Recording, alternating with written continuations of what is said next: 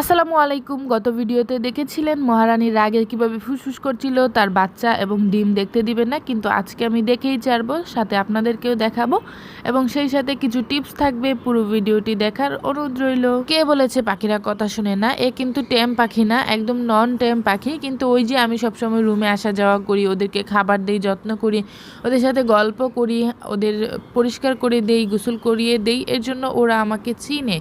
এই যে আমাকে কিন্তু লাঠি দিয়ে কুচাকুচি করতে হলো না বা হাত দিয়ে সরিয়ে দিতে হলো না, ও নিজে থেকেই উঠে গিয়েছে।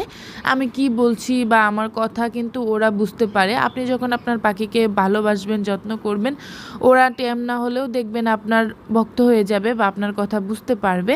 যাই হোক, আলহামদুলিল্লাহ এখানে একটা বাচ্চা ফুটে গিয়েছে, আপনারা দেখতেই পাচ্ছেন। এখন এই যে ডিমের খোসাটা পড়ে আছে, দেখতে পাচ্ছেন কি না, এই খোসাটা এখানে রাখা যাবে না, এটাকে ফেলে দিতে হবে। যখন বাচ্চা ফুটবে আপনারা সবসময় চেষ্টা করবেন একটু পর্যবেক্ষণে রাখার জন্য, তবে বেশি বিরক্ত করার দরকার নেই। দিনে 1 থেকে 2 বার চেক করলেই হবে বাচ্চাকে খাবার খাইয়েছে কিনা বা ডিমের কোনো খোসা আছে কিনা।